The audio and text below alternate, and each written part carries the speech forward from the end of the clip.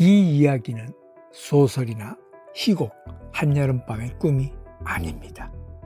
찰스 램이 산문으로 다시 쓴 이야기를 금화 비천득이 한국어로 옮긴 것입니다. 바로 낭독의 힘, 치유의 마법에 딱 맞는 형태인데요. 금화 비천득이 이 이야기를 번역한 이유는 바로 이겁니다. 희곡은 무대 위에서 완성되지만 램의 산문은 혼자 읽는 독자 곁에 앉기 위해 쓴 것이고, 그게 금화 비천득의 문학 정신과 결이 같다는 겁니다. 낭독의 힘 채널과도 완벽하게 연결되는 지점입니다.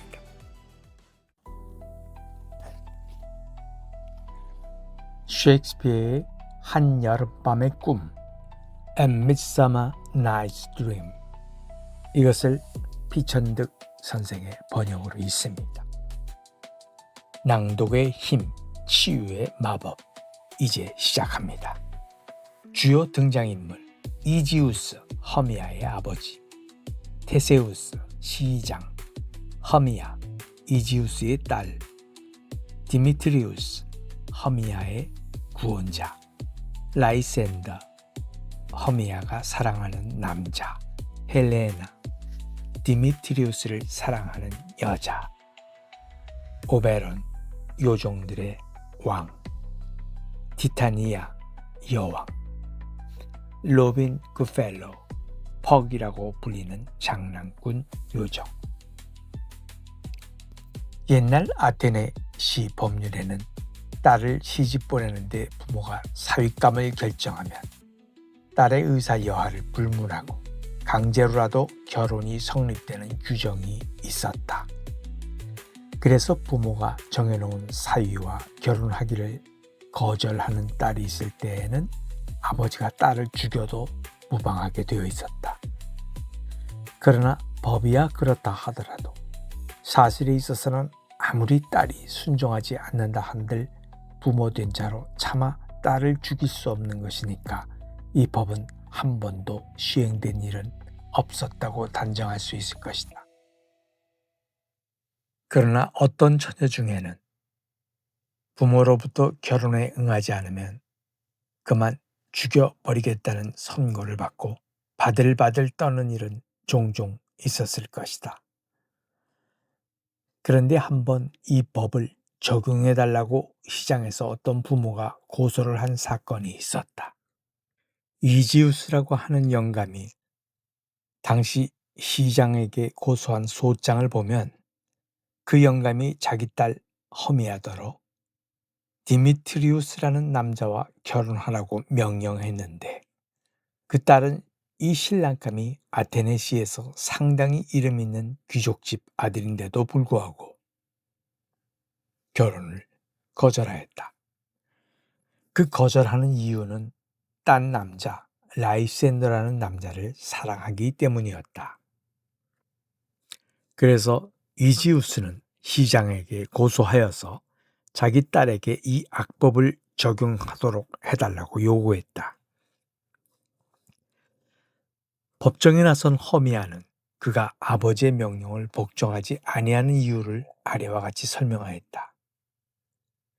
얼마 전에 디미트리우스가 허미아와 아주 친한 헬레나라는 처녀에게 사랑을 고백했기 때문에 헬레나는 너무나 이 디미트리우스에게 혹해버려서 그만 미치고 만 일이 있으니 제 아무리 아버지의 명이라 할지라도 자기로서는 그러한 남자와 결혼할 수 없노라고 말하였다. 그러나 딸의 이 호소가 이지우스의 고집을 바꾸지는 못하였다. 테세우스는 위대하고도 자비로운 시장이었으나 나라의 법을 자기 마음대로 개정할 권리는 없었다. 그래서 시장은 허미아에게 나흘 동안 기간을 주었다. 그동안 잘 생각해 보아서 그때까지 디미트리우스와 결혼하기를 거절하는 경우에는 부득이 사형 선고를 내리는 도리밖에 없다고 말하였다. 법정을 나오자 허미아는 곧 그가 사랑하는 애인 라이센더를 찾아갔다. 애인에게 허미아는 사랑을 단념하고 디미트리우스에게로 시집을 가거나 그러지 않으면 나흘 후에는 죽는 도리밖에 없다고 하소연하였다. 이런 기막힌 소식을 들은 라이센더는 어찌할 바를 몰랐다. 언뜻 그의 머릿속에 떠오르는 한 생각이 있었다. 그의 고모님이 어떤 시외 좀 떨어진 시골에 살고 계신데 그 동네에는 이러한 앙법이 없다는 것이 생각났다. 그래서 라이센더는 애인 허미아더러 당장 그날 밤으로 시외에 자기 고모 집으로 함께 도망을 가서 곧 결혼을 해버리자고 말하였다. 그럼 지나간 5월 따뜻하던 날 우리 둘과 헬레나까지 셋이서 산보를 했던 그 숲이 얼마 멀지 않으니 내가 오늘 밤에 거기서 기다릴 테니 도망해 나와서 거기서 만납시다. 거기서 만나서 함께 우리 고모님 댁으로 갑시다. 라고 약속했다. 허미아는 이 즐거운 약속을 아무에게도 알리지 않고 꼭 한 사람 헬레나에게만 통사정했다. 처녀들이란 사랑을 받기 위하여서는 어떠한 바보짓이라도 곧잘 저지르는 일이 흔히 있어서 헬레나는 허미아와 라이센더의 비밀 약속 이야기를 디미트리우스에게 밀고 하기로 결심하였다. 헬레나가 자기 동무의 어떤 비밀을 남에게 알려서 무슨 이득을 본 것은 없었다. 그러나 본래 자기를 사랑하다가 버리고 허미아와 결혼하고 싶어하는 디미트리우스가 허미아를 붙잡으려고 숲속을 헤매는 꼴을 뒤를 따라 보고 싶은 야릇한 감정을 억누를 수 없었던 것이다. 라이센더와 허미아가 만나기를 약속한 그 숲은 요종 꼬마동이들이 밤마다 모여서 놀기 좋아하는 장소였다. 요종의 왕은 오베론이고 왕후는 디타니아였다. 매일 밤 12시가 되면 그들은 여러 꼬마동이 요정들을 이 숲으로 데리고 와서 성대한 연회를 열곤 하였다. 이 꼬마동이 왕과 꼬마동이 왕후는 얼마 전에 어떤 의견 충돌이 생겨서 이 상쾌한 숲속에서 달밤마다 자기 그림자를 밟으며 산보하던 그 쾌락을 버리고 둘이서 대판 싸움을 했다. 그래서 요종 아기들은 모두 무서워서 꽃씨 속으로 기어들어가 숨어버린 일이 있었다. 이 불행한 의견 충돌의 원인은 어디 있었느냐 하면 티타니아 왕후의 친한 친구 하나가 사람의 아기를 하나 도둑질해다가 잘 길러왔는데 그 친구가 죽자 티타니아는 유모도 모르게 몰래 그 아기를 도둑질에다가 이 숲에 두고 길러온 것을 요새 와서 오베론 왕이 왕후가 길러온 이 아기를 다른 아기와 바꾸어 달라고 조르자 티타니아가 거절했기 때문에 둘이서 싸운 것이다. 허미아와 라이센더 두 사람이 이 숲속에서 만나기로 약속한 바로 그 밤에 티타니아가 시녀 몇 명을 데리고 오래간만에 이 숲속으로 산보를 나왔다가 저쪽에서 호위병 몇 명을 데리고 오는 오베론과 딱 만나게 되었다. 요정 왕이 오늘 밤 이 밝은 달빛 아래서 건방진 티타니아를 만나니 반갑군 그래 하고 말을 건네니까 왕후가 대답하기를 무엇이라고요? 아, 질투심 많은 오베론이군요. 누군가 했더니 분명 당신이군요. 얘들아, 저리들 좀 비켜라. 오늘 밤 내가 왕을 좀 조용히 만나서 할 이야기가 있다. 왕은 요 깜찍한 여왕아, 내가 당신의 남편이 아니오. 내 아내인 당신이 무슨 까닭으로 남편인 나의 말을 안 듣소? 응? 당신이 도둑질해다가 기른 그 아이를 나에게 주시오. 내 부관을 삼으려고 합니다. 하고 말하니까 왕후는 아주 단념하세요. 좀 당신의 요종나라 전체와 바꾸자고 해도 나는 내 아기를 당신께 양도할 수는 없어요.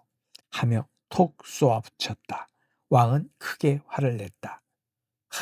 그래? 그럼 가라, 가. 동이 트기 전에 나는 내 명예를 손상시킨 당신을 붙들어다가 고문을 할 터이니 그리하시오. 하고 말하고는 오베론은 자기가 가장 신뢰하는 총리 퍽을 데려오라고 명령하였다. 퍽은 그의 이름은 로빈 굿펠로라고도 불렸다. 영리하면서도 음흉한 요정이어서 근처 동네로 돌아다니면서 실없는 장난하기를 즐기는 요정이었다.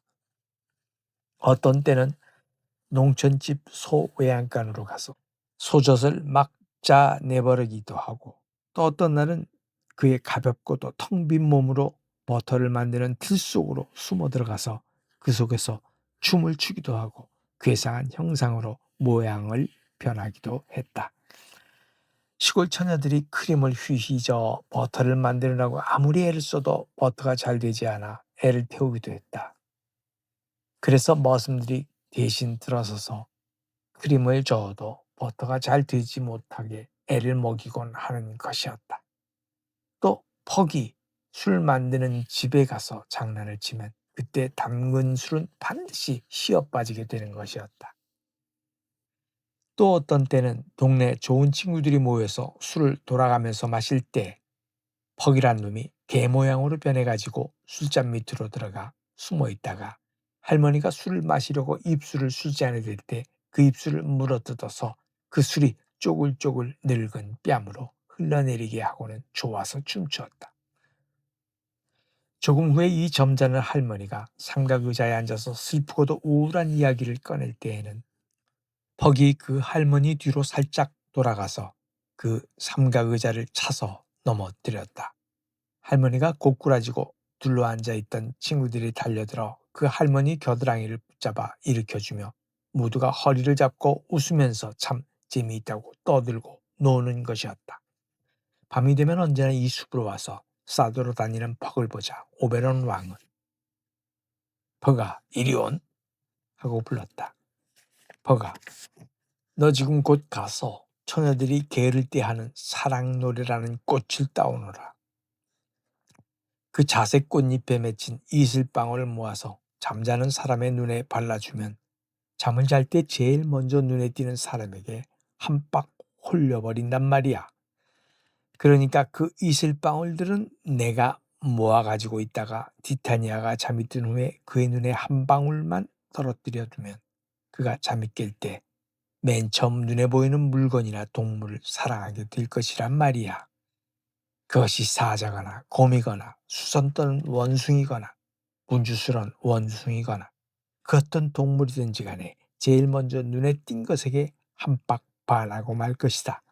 그때 나는 티타니아가 지금 기르고 있는 그 아이를 빼앗아다가 내 부관을 삼은 후에 내가 눈을 도로 잡아주는 약을 만들어서 그 눈에 발라주면 도로 제 정신을 차리게 될 것이다. 이런 명령을 들은 퍽은 원래 그런 장난하기를 무척 즐기는 놈인지라 아주 기쁘게 명령을 받들어 곧 그 꽃을 꺾으려고 달려갔다. 오베론은 퍽이 꽃을 꺾어가지고 오기를 기다리고 있는데 그의 눈앞으로 디미트리우스란 남자와 헬레나라는 여자가 지나가면서 남자가 여자에게 막 욕을 하는 것이었다. 남자의 말이 무엇하러 졸졸 따라오느냐 귀찮다 하며 여러 말로 욕을 하니까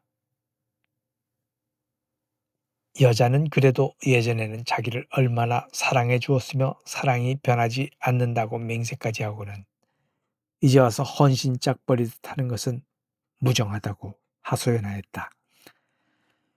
그러나 남자는 더욱더 귀찮다고 그런 것은 차라리 야수에게 물려가서 죽어버렸으면 좋겠다고 저주를 하고는 헬레나를 혼자 두고 달아나 버렸다.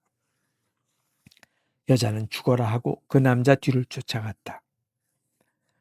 요정왕은 진정한 사랑을 하는 사람들을 동정하는 버릇이 있었으므로 퍽이 꽃을 가지고 돌아오자 오베론은 지금 막 이 숲안에는 아주 못된 청년을 사모하는 처녀 한 사람이 왔다 갔다 하는 모양이다. 너 여기저기 다녀보아서 그 남자가 잠이 들거든 기회를 엿보아서 이 못된 사나이를 사랑하면서도 푸대접을 받는 그 가련한 여자가 가까이 이를 때를 기다려 잠자는 남자의 눈에 이 이슬방울을 발라줘라. 그리하면 그 사나이가 잠을 깼을 때 그 여자가 제일 먼저 그의 눈에 뜰 것이다. 그리되면 그 남자가 이 여자에게 홀딱 반하게 될 것이다. 이 못된 남자가 입은 옷은 아테네 복이니 그것을 보고 알아서 해라 하고 말하였다. 벅은 이 명령을 그대로 시행하기로 약속하였다. 오베로는 나머지 약을 가지고 티타니아의 궁으로 몰래 들어갔다.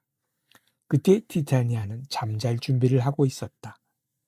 티타니아 요정의 집은 여러 가지 나무가 우거지고 여러 가지 꽃이 피는 강변이었다.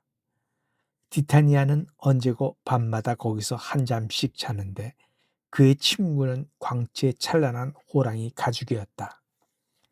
티타니아가 잠자리에 들기 전에 자기가 자는 동안에 시녀들이 할 일을 지시하고 있었다. 너희들 몇은 장미꽃망울에 붙은 벌레를 잡아 죽이고 또 몇은 박쥐를 잡아 죽여야 한다. 그 가죽을 벗겨서 요정아기 외투를 만들어주게. 또 몇은 밤마다 부엉부엉 소리를 내서 내 잠을 깨우는 그 시끄러운 부엉새들이 이 근처에 오지 못하도록 멀리 쫓아버려야 한다. 자, 그럼 우선 내가 잠들게 자장가를 모두가 합창해다오. 그리고 내가 잠이 들면 이제 지시한 대로 제각기 자기 책임을 이행하도록 해라.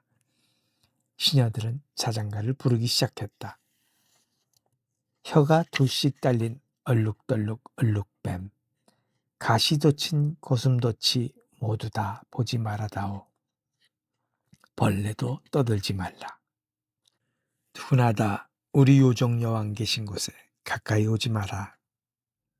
멜로디의 아름다운 밤새야 너는 이리 와. 달콤한 자장가를 불러라. 자장자장자장 자장자장자장. 우리 여왕님 상처내지 말고 혼미시키지 말고 요술에 걸지 말고 못된 것들은 우리 사랑스러운 여왕님 곁에 가까이 오지 마라. 주무세요. 안녕히 주무세요. 자장가 노래 소리 들으면서 여왕이 잠이 드는 것을 보고 노래 부르던 시녀들이 제각기 제 맡은 일을 하려고 흩어졌다. 오베르는 살그머니 여왕 옆으로 가서 그 눈 언저리에 사랑의 향약을 뿌리면서 너 잠 깨어 눈 뜰 때 제일 먼저 보이는 것을 너는 진정으로 사랑하게 되리라 하고 중얼거렸다.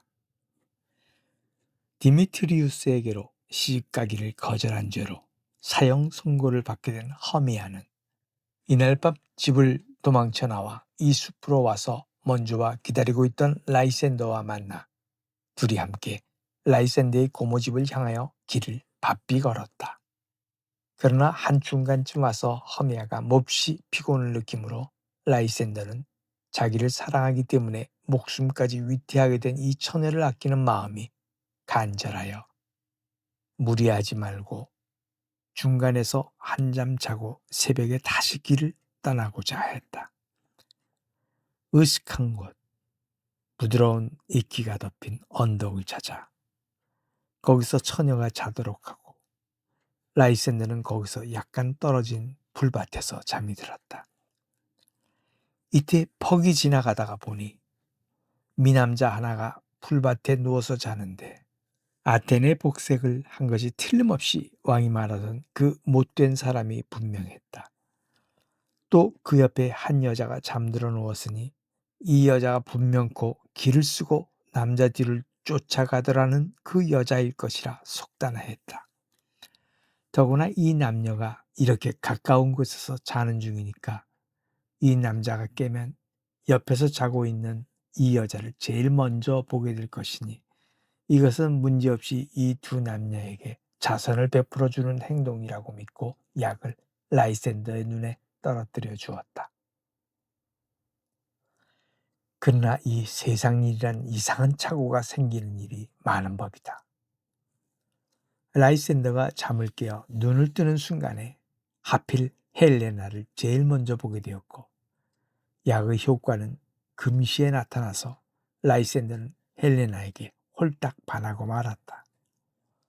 라이센더가 눈을 떴을 때 허미아를 제일 먼저 보았던들 이 사랑의 약의 힘이 없어도 허미아에 대한 사랑이 변할 리 없었다. 그러나 이 가련한 라이센더의 눈이 요정들의 장난으로 본래 사랑하던 허미아는 본체만치 하고 난데없는 딴 여자를 사모하게 되었던 것이다.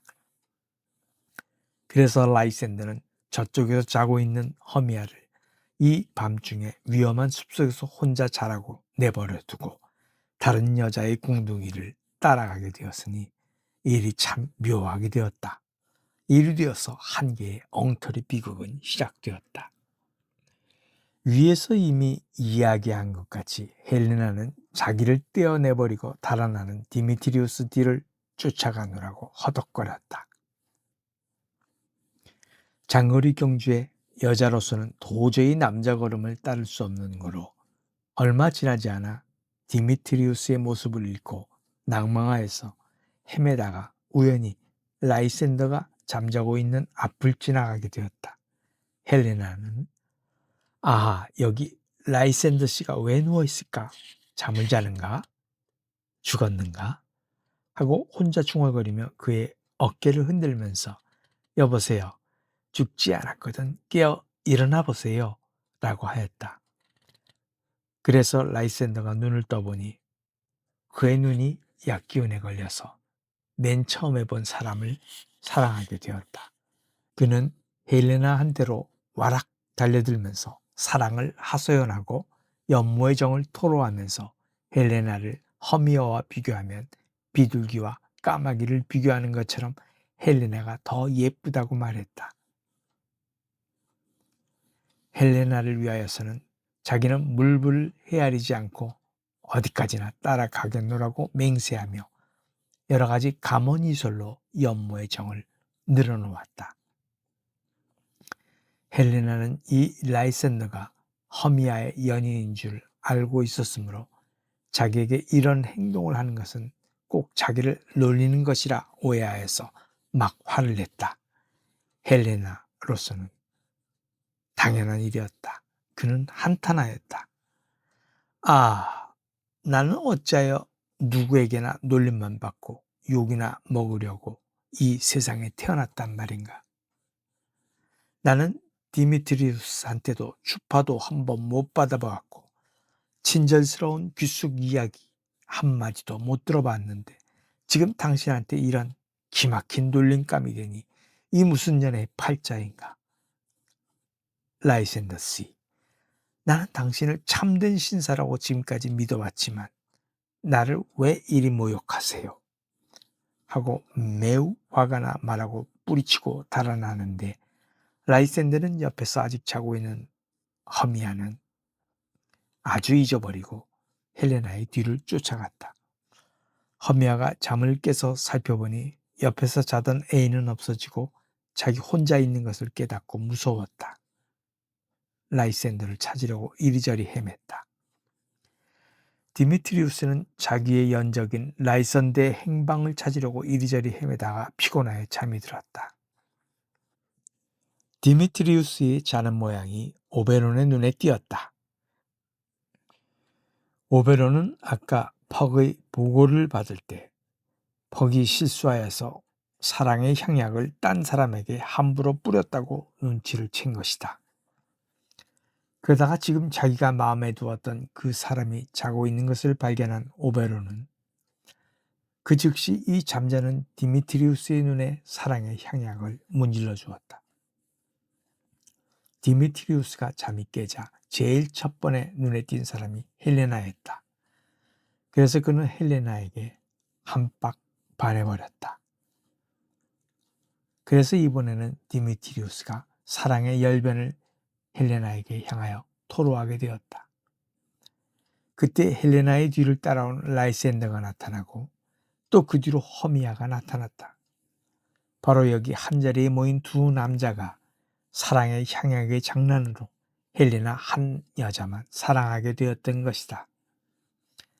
남자 둘이서 한꺼번에 자기에게 연모의 정을 하소연하는 데 놀란 헬레나는 이것은 필연코 디미트리우스와 라이센더, 심지어는 아주 가까운 친구인 허미아까지 모두 짜고 자기를 놀림감으로 삼는 것이라고 오해하게 되었다.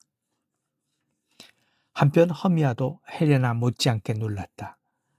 라이센더와 디미트리우스 둘은 본래 자기 한 사람만 사랑하여 왔는데 지금 갑자기 둘이서 다 헬레나를 사랑하게 된 것은 자기를 놀리는 것이 아니고 진정이라고 생각되었다. 그래서 지금까지 헬레나와 허미아 두 처녀는 아주 가까운 친구였는데 지금 와서는 사랑 싸움이 벌어지게 되었다. 헬레나가 먼저 아이 이 앙큼한 년아, 이년 네가 내 애인 라이선느를 부추겨서 나를 이처럼 놀리게 만들어 놓고 또 이 디미트리우스는 너만 사랑하고 나는 사랑하지 않아서 언제나 나를 보면 발길로 차버릴 기세를 보여왔는데 내가 무슨 재주를 피워서 이 사람이 방금 나에게 어떤 여신이니 요정이니 존귀스럽다느니 보물이니 천사라니 온갖 개소리를 다 섞어서 나를 놀려주고 모욕을 하니 이런 법이 어디 있느냐 그래 하고 한참 퍼부으니까 허미야는 예, 난 네 화풀이를 도저히 이해할 수가 없구나. 내가 너를 모욕하다니 그게 무슨 말이냐? 내 원참 도리어 내가 나를 이 자리에서 망신을 시키고 있잖아. 하고 말하니까 헬레나는 더 한층 화가 났어. 예, 너 왜 이러느냐? 아주 시치미를 딱 떼고 내가 돌아서면 너는 입을 삐죽하겠지. 모두도 눈을 끔뻑하고 허리가 부러지도록 웃을 테지. 야, 내가 조금이라도 자비심이 남아있고 기쁨이 있다면 이렇게까지 심하게 나를 골탕을 먹일 수야 없지 않을까. 헬레나와 허미야 두 처녀가 이렇게 말다툼을 하고 있는 동안에 디미트리우스와 라이센더 두 청년은 헬레나의 사랑을 독차지하기 위한 격투를 하였다. 두 처녀는 한참 말다툼에 정신이 팔렸다가 두 남자가 없어진 것을 발견하고는 서로 급하게 자기 연인을 찾으려고 그곳을 떠나 이리저리 방황하였다. 사람들이 모두 다른 데로 가버린 후 지금까지 네 사람의 싸움을 엿보고 엿듣고 있던 요정 왕과 퍽이 남게 되자 요정 왕이 퍽을 꾸짖었다. 이 사건을 네가 잘못하여서 이렇게 망쳐놓은 것이다. 이런 일을 네가 고의로 꾸며놓았느냐? 아닙니다. 전하, 저를 믿어주십시오. 제가 실수한 것입니다. 전하께서 저더러 이런 복장을 입은 사나이를 표적으로 하라고 일러주시지 않으셨습니까? 그러나 이런 혼란이 생긴 것이 결코 나쁘다고 저는 생각하지 않습니다. 아주 재미있지 않습니까? 오베론은 다시 디미트리우스와 라이센더가 지금 으슥한 곳으로 가서 격투를 하자고 하는 말은 너 들었겠지? 너는 곧 이 밤 하늘에 안개를 자욱하니 헤쳐놓아서 아무도 서로 보이지 않도록 해놓아라. 네가 그 두 사내의 목소리를 흉내내서 두 사람이 서로 반대 방향으로 서로 욕하는 것처럼 꾸며라. 둘이 다 원수의 목소리가 나는 방향으로 따라가는 줄로 알고 따라가지만 실은 서로 멀리 헤어지도록 꾸며야 한다. 그 두 사람이 돌아다니다가 기진맥진하여서 쓰러져 잠이 들거든 라이센더의 눈에는 이 약을 넣어줘라. 그러면 지금의 그 사랑의 향약 기운은 다 사라져 헬레나에게 향한 애정은 없어지고 허미아를 사랑하는 옛 애정이 복귀할 것이다. 그리 되면 이 두 쌍남녀가 모두 행복하게 되고 지나간 일이 모두 다 한여름밤 꿈이었다고 생각하게 될 것이다. 자, 어서 빨리 서둘러라. 나는 티타니아가 어찌 되었는가 가봐야 되겠다. 티타니아는 그대로 잠자고 있었다. 오베론은 그 옆 숲속에 들어가서 거기서 마치 길을 잃어버린 모양으로 곤히 잠든 한 사람의 서커스단 웃음 광대를 보았다. 요정왕은 혼잣말로 이 작자가 오늘 밤 우리 티타니아의 연인이 되도록 연극을 좀 꾸며야지 하고 빙글빙글 웃으면서 어디서 노새 대가리를 주워다가 이 공마단 배우 어깨 위에 씌워 주었다. 그 노새 대가리가 꼭 들어맞아서 아주 노새 대가리를 가진 사람인 양 보이는 것이었다. 이 웃음 광대는 자기가 노새 대가리를 쓴 줄 모르고 잠이 오자 요정 여왕이 잠들어 있는 쪽으로 걸어갔다. 마침 잠이 깬 여왕이 눈을 떠보니까 맨 처음에 눈에 띈 것이 이 노새 머리를 쓴 사람이었다. 티타니아는 일어나 반가이 맞이하며 아, 천사가 내려오셨구나. 당신은 매우 아름다운 머리를 가지고 계시니 물론 재능도 훌륭하겠지요. 하고 인사를 하였다. 어리석은 웃음 광대는 아이고 별 말씀 다 하십니다. 나는 공마단을 빨리 찾아가야 내 차례에 출연을 합니다. 그런데 이 깊은 숲속에서 어디가 어디인지 방향을 알아야 찾아가지 않겠소. 참 큰일 났습니다. 하고 말했으나 이 웃음 광대에게 흠뻑 빠진 티타니아는 이 숲 밖으로 나가실 생각은 마세요. 나는 이래 보여도 이 안에서는 상당히 높은 지위를 차지한 요정인데 나는 당신을 사랑합니다. 여기서 나하고 같이 살아요. 나하고 같이 살면 예쁜 요정들이 희중을 들어줄 거예요. 그러고는 이 요정 여왕은 요정 4명의 이름을 불렀다. 네 요정의 이름은 콩, 꽃, 거미줄, 겨자씨였다. 여왕은 얘들아 이 훌륭하신 어른을 모시어라. 그분 앞에서는 종종 걸음을 걷고 그의 눈앞에서는 깡충깡충 뛰고 포도와 살구를 갖다 드려 자시도록 하고 벌통에 들러서 꿀자루를 두둑질에다가 올리어라. 자, 내 사랑이여, 이리 좀 가까이 오셔요. 당신의 그 털, 부르르한 사랑스러운 뺨을 좀 만지게 해주세요. 나의 아름다운 노래시여, 당신의 그 부드럽고 긴 귀에 나의 키스를 허락해 주세요. 노새머리를 쓴 웃음광대는 요정이 떠는 아양에는 무관심하고 완두꽃이 어디로 갔느냐 하고 소리를 꽥 질렀다. 예, 나 여기 있습니다 하면서 완두꽃이 나타났다. 내 머리를 좀 긁어다오. 그리고 거미줄은 어디로 갔느냐? 예, 여기 대령하였습니다 하고 거미줄이 대답하였다. 미련한 웃음광대는 저기 저 나무에 올라가서 벌을 죽이고 그 꿀자루를 빼앗아 오느라. 너무 서두르지 말고 꿀자루가 찢어지지 않도록 조심하여라. 겨자씨는 어디 있느냐? 여기 있습니다. 무엇을 원하십니까? 하고 겨자씨가 대답하였다. 별일 없어. 가만히 있어라. 이 완두꽃이 내 머리를 긁어주는데 너도 와서 좀 긁어라. 내 얼굴이 이렇게 털투성이가 되었으니 이발소에 빨리 가야 되겠다. 이때 티타니아는 나의 사랑이여, 무엇이 잡수시고 싶으신지 모험심 있는 요정을 다람쥐 창고로 보내서 샛노란 햇밤을 좀 도둑질해다 드릴까요?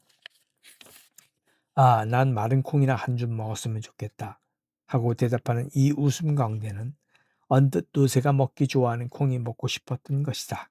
그러나 곧바로 아니 무엇 다 그만두고 이 사람들 좀 떠들지 말고 조용하게 해주시오. 난 한잠 자야 하겠소 하고 말하였다. 그럼 주무셔요. 내 팔을 베고 주무셔요. 이 내 사랑, 내가 얼마나 당신에게 반했는지요. 웃음광대가 여인의 팔을 베고 잠이 든 때 요정 왕이 나타나서 어떻게 노새한테 헐떡 반해가지고 정신을 못 차리느냐고 여왕을 놀려주었다. 여왕은 이것을 부인할 수 없었다. 웃음광대가 자기 팔을 빼고 자고 있는 노새머리 위에는 여왕 자신이 엮은 꽃 면류관이 씌어 있는 것이었다. 오베론은 한동안 여왕을 놀려주고 나서 도둑질해온 아이 양도 문제를 또 꺼냈다. 여왕은 남편이 없는 동안에 새로운 연인을 만들었다가 남편한테 발각된 것이 그만 부끄러워서 이번에는 남편의 요구를 거절하지 못하게 되었다. 오베론은 그렇게도 탐내었던 아이를 빼앗아 가졌으므로 마음이 풀려서 그의 아내가 노새를 사랑하였다는 수치를 당한 것이 불쌍하게 생각되어서 당장 티타니아의 눈에 다른 꽃가루를 뿌려주었다. 금방 제정신으로 돌아온 여왕은 어쩌면 이런 괴물인 노새에게 자기가 반했었는지 알 수 없었고 기가 딱 막혔다. 둘이서 완전히 화해가 성립된 것을 축하하고 오베론은 티타니아에게 그날 밤 자정 숲속에서 일어난 사각 연애 광경을 자세히 이야기해 들려주었다. 티타니아는 그럼 곧 같이 가서 화해가 어찌되나 보자고 하였다. 요종 왕과 왕후는 얼마 가지 않아서 두 쌍의 연애하는 남녀가 풀밭에서 자고 있는 것을 발견하였다. 그것은 퍽이 자기 실수를 고치려고 밤새도록 열심히 활동하여서 이들 네 사람을 서로 모르는 동안에 이곳 풀밭으로 모두 모아서 잠을 들게 했다. 그런 다음 라이센더 눈에만 아까 요종 왕에게서 받아가지고 온 제정신 차리게 하는 약을 발라준 것이었다. 허미아가 제일 먼저 잠을 깨었다. 잃어버렸던 라이센더가 제일 가까이 누워있는 것을 보고 그가 어젯밤에 자기에게 대한 태도를 의심하고 있었다. 이때 라이센더가 눈을 뜨고 옆에서 자기를 들여다보고 있는 허미아를 보고는 정신이 본정신으로 돌아왔으므로 허미아를 사랑하는 정이 다시 살아났고 그들 두 사람은 어젯밤 생겼던 이상한 일을 서로 이야기하면서 그런 변괴가 정말이었는지 또는 자기네들이 똑같은 꿈을 꾼 것인지 알 수 없었다. 헬레나와 디미트리우스도 동시에 깨어 눈을 떴다. 충분한 잠이 헬레나의 분노와 혼란된 심정을 진정시켰다.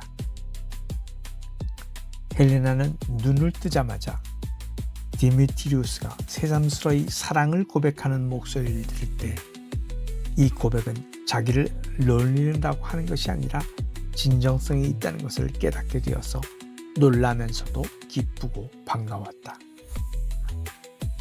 헬레나와 허미아는 어젯밤 다투던 기분은 다 없어지고 다시 참된 친구가 되었다.